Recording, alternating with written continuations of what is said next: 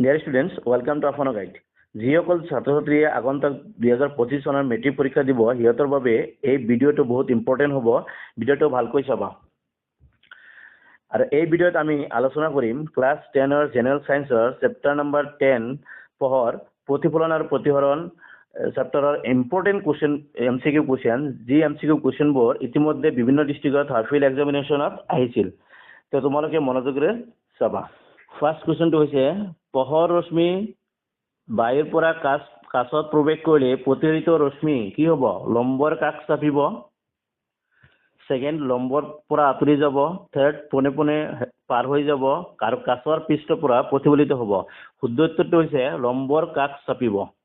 তোমালোকে এইটো চোৱা, কিতাপত দিয়া আছে। এতিয়া চোৱা, এই যে তোমালোক প্ৰতিফলিত ৰশ্মি যিটো হৈছে এইটো হ'ল কাছৰ মাধ্যম, এইটো হৈছে বায়ুৰ মাধ্যম। ইয়াত চোৱা, পোহৰ ৰশ্মি আপাদিত হৈছে। আপাদিত হোৱাৰ ৰশ্মিটো এইটো কি হৈছে? অবিলম্বৰ, এই যিটো আছে এইটো অবিলম্ব, এই অবিলম্বৰ কাষ চাপিছে। আৰু যদি ঘনতৰ মাধ্যমৰ পৰা লঘুতৰ মাধ্যম গ'লে হয় তেন্তে কি হ'ব? অবিলম্বৰ পৰা। তেতিয়া MCQ কুৱেশ্যনটো এনেকৈ দিব পাৰে যে ইয়াত তোমালোকে দিছে কি পোহৰ ৰশ্মি বায়ুৰ পৰা কাছ, আকৌ যদি কাছৰ পৰা বায়ুত দিলে হয় তেতিয়াহ'লে কি লম্বৰ পৰা আঁতৰি যাব হ'লে হয়। সেইকাৰণে মনত ৰাখিবা যে লঘুতৰ মাধ্যমৰ পৰা যেতিয়া ঘনতৰ মাধ্যমত যায় তেতিয়া কাষ চাপিব অবিলম্বৰ, আৰু ঘনতৰ মাধ্যমৰ পৰা লঘুতৰ মাধ্যমত গ'লে অবিলম্বৰ পৰা আঁতৰি যাব। সেইটো মনত ৰাখিবা। এতিয়া যিকোনো এটা দিব পাৰে, যেহেতু এইবাৰৰ MCQটো হ'ব কনচেপ্ট বেচিছ, সেইকাৰণে যিকোনো দিব পাৰে। নেক্সট হৈছে যে 32 সেন্টিমিটাৰ ভাঁজ ব্যাসাৰ্ধৰ উত্তল দাপন এখনৰ ফকাছ দৈৰ্ঘ্য নিৰ্ণয় কৰা। এতিয়া চোৱা, আমি উত্তল দাপনৰ ফকাছ দৈৰ্ঘ্য বুলি ক'লে ধনাত্মক বুলি ক'ম, যিহেতু সোঁফালে থাকিব। আৰু 32 সেন্টিমিটাৰ ভাঁজ ব্যাসাৰ্ধ কি আছিল? R = কিমান আছিল? R = 2F। R = 2F। এন্তে F = কি হ'ব? F = R/2। R/2 হলে কি হ'ব? R কিমান আছে? 32। 32 আধা কি হ'ব? 16। এনসাৰটো হ'ব 16। এইটো এই ৰিলেটেড ফৰ্মুলা ৰিলেটেড যিকোনো কোৱেশ্চন আহিব পাৰে। তাৰপিছত নেক্সট হৈছে কি যে কোনখন দাপন অহত থিয় আৰু বিপৰীত প্ৰতিবিম্ব গঠন কৰে? সেইটো হৈছে অৱতল দাপন। এইটো তোমালোকে ভালকৈ জানা, কাৰণ চোৱা এটা পিকচাৰ আছে, চোৱা এইটো পিকচাৰ চোৱা, এইটো অৱতল দাপন। অৱতল দাপনৰ এইটো কি?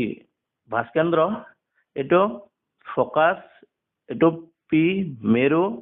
এতিয়া মেৰু আৰু ফকাছৰ মাজত ইয়াৰ পৰা MCQ অহাৰ চান্সটো বেছি আছে। মেৰু আৰু ফকাছৰ মাজত যদি থাকে লক্ষ্যবস্তুটো মেৰু আৰু ফকাছৰ মাজত থাকিলে কি হয়? দাপনৰ পিছফালে প্ৰতিবিম্ব গঠিত হয়। এইটো হৈছে A' B' প্ৰতিবিম্ব। এতিয়া চোৱা, A' আৰু B' প্ৰতিবিম্বটো AB লক্ষ্যবস্তুৰ তুলনাত ডাঙৰ হয়। সেইকাৰণে কি হৈছে? অহত বিবৰ্ধিত প্ৰতিবিম্বৰ সৃষ্টি কৰে। এইটো হৈছে কি অৱতল দাপনৰ ক্ষেত্ৰত হ'ব। নেক্সট, এতিয়া চোৱা কি হৈছে? লেন্সত আপাদিত হোৱা পোহৰৰ ৰশ্মিৰ বাবে নিম্নলিখিত কোনটো ৰশ্মিচিত্ৰ শুদ্ধ? এতিয়া তুমি এই ৰশ্মিচিত্ৰ বুজাৰ কাৰণে তোমাৰ ৰশ্মিচিত্ৰবোৰ কেনেকৈ দাপন হওক বা লেন্সৰেই হওক, আপাদিত ৰশ্মি প্ৰতিফলনৰ পিছত বা প্ৰতিহৰণৰ পিছত কেনেকৈ পাৰ হৈ যায় সেই কনচেপ্টটো ক্লিয়াৰ কৰিব লাগিব ফাৰ্ষ্টত। তুমি সেইটো ক্লিয়াৰ থাকিলেহে এই বস্তুটো তুমি ভালকৈ জানিব পাৰিবা। এতিয়া চোৱা, ইয়াত এটা আছে, এইটো চোৱা, ইয়াত কি হৈছে? ফকাছৰ মাজেৰে আহিলে কি হয়? উত্তল লেন্সৰ ক্ষেত্ৰত কি হ'ব? মুখ্যকৰ সমান্তৰাল কৰি যাব। আকৌ ইয়াত কি আছে? ফকাছৰ মাজেৰে অহা যেন লাগিলে ডাইৰেক্ট ফকাছ লৈ যদি হয় তেতিয়াহ'লে কি হ'ব? প্ৰতিহৰণৰ পিছত কি হ'ব? মুখ্যকৰ সমান্তৰালকৈ পাৰ হৈ যাব। ঠিক আছে? এতিয়া চোৱা, ইয়াত এইটো কোনটো মিলিছে? এই যে ফকাছৰ মাজেৰে আহিছে মানে আৰু মুখ্যকৰ সমান্তৰালকৈ পাৰ হৈ গৈছে, এই যে পাৰ হৈ গৈছে। তেন্তে কিন্তু শুদ্ধ উত্তৰটো হ'ব A। ইয়াত কি দিয়া আছে? এখন লেন্সৰ ক্ষমতা 2D, 2 ডায়োপ্টাৰ। ইয়াৰ ফকাছ দূৰত্ব হ'ব। ফকাছ দূৰত্ব কিমান? ফৰ্মুলাটো তোমাৰ মনত আছে নে নাই? যে তোমালোকে জানা ভালকৈ, ফৰ্মুলাটো হৈছে P = 1/f আৰু F = 1/p আমি লিখিব পাৰোঁ। 1/p, পিৰ মান কিমান আছে? 2। তো 1 মিটাৰ হিচাপত আছে, এইকাৰণে 0.5 মিটাৰ আৰু এইটো 0.5 মিটাৰক আমি যেতিয়া সেন্টিমিটাৰ ল'ম তেতিয়া হ'ব কি 50 সেন্টিমিটাৰ তেতিয়া কি হ'ব 50 সেন্টিমিটাৰ ইয়াত চোৱা 50 সেন্টিমিটাৰ আছে নে নাই 50 সেন্টিমিটাৰ নেক্সট পানীৰ প্ৰতিসৰণাংক কিমান পানীৰ প্ৰতিসৰণাংক চোৱা ইয়াত কি আছে 1.0003 1.33 1.54 2.42 এটা লিষ্ট আছে এটা তুমি মনত ৰাখিবা মনত ৰাখাৰ কাৰণে চেষ্টা কৰিবা এটো সম্ভৱত তোমাৰ কাৰণে বহুত ইম্পৰ্টেন্ট হয় চোৱা বায়ুৰ কাৰণে হৈছে তোমাৰ 1.3 1.0003 আর বরফ 1.31 পানি 1.33 যেহেতু আমার পানির কথা কইছে কি হবো 1.33 1.33 এতিয়া চোৱা গোলাকাৰ দাপনৰ ভাঁজ ব্যাসাৰ্ধ r আৰু ফোকাস দৈৰ্ঘ্য f ৰ সম্পৰ্ক হল ভাঁজ ব্যাসাৰ্ধ r আৰু ফোকাস দৈৰ্ঘ্য f ৰ সম্পৰ্ক কি আছিল আমি তুমি জানাই ইয়াত পাই নহব যত সম্ভৱ পাইটো ভুল দিছে এটা আছে f r/2 এটো হ'ব r/2 কি আছে কাখৰ চিত্ৰত লক্ষ্যবস্তুৰ প্ৰতিবিম্ব অৱস্থান কত হ'ব চিত্ৰত তোমালোকে সবেই চাইছা কিমান কত হৈছে c f আৰু p চিত আছে মানে ভাস্কেন্দ্ৰ সি মানে ভাস্কেন্দ্ৰ তাৰ পিছত হৈছে অহৎ প্ৰতিবিম্বৰ ধৰ্মসমূহ কি অহৎ প্ৰতিবিম্বৰ ধৰ্মটো তুমি জানিব লাগিব এখন আছে পৰ্দাত গঠন নহয় এটো ৰাইট উত্তৰ আৰু অৱতল উভয় লেন্সৰ ক্ষেত্ৰত গঠন হয় এটো ৰাইট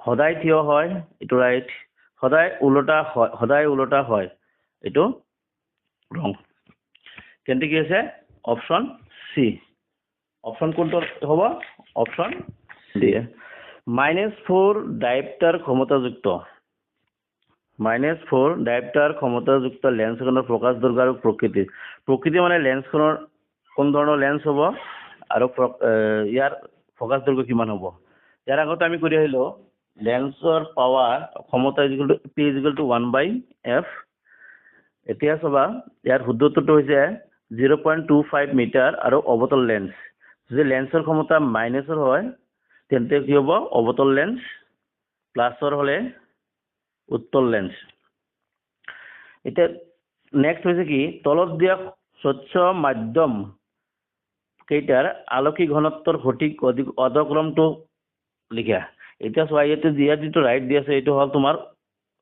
অধক্ৰম নহয় ঊৰ্ধ্বক্ৰম হয় ইয়াৰ শুদ্ধত্বটো হ'ব কাচ এলকহল বৰফ আৰু বায়ু অপচন সি ইয়াৰ ফুল এইটো ইয়াত চোৱা তোমালোকে চাব পাৰা এই ইয়াত চোৱা বায়ুৰ কিমান আছে 1.0003 বৰফ 1.31 পানী 1.33 এলকহল 1.36 কাচ 1.52 কাচৰ পৰা আৰম্ভ হ'ব কাচ এলকহল বৰফ বায়ু অবতল দাপনৰ ক্ষেত্ৰত তলৰ কোনটো উক্তি অশুদ্ধ গাড়ীৰ পিছলৈ চোৱা দাপন হিচাপে অবতল দাপন ব্যৱহাৰ কৰে এইটো কি হ'ব কাৰেক্ট নহয় এইটো কি দাপন ব্যৱহাৰ কৰা হয় উত্তল দাপন ব্যৱহাৰ কৰা হয় সৌৰ চোলা অবতল দাপন ব্যৱহাৰ কৰা এইটো শুদ্ধ দন্ত চিকিৎসকসকলে ৰোগীৰ দাঁত চাবলৈ অবতল দাপন ব্যৱহাৰ কৰে এইটো ৰাইট কি আছে তেন্তে এ অপচন এটো হৈছে অশুদ্ধ বায়ুত পোহৰৰ দ্ৰুতি হৈছে 3 × 10⁸ মিটাৰ পাৰ ছেকেণ্ড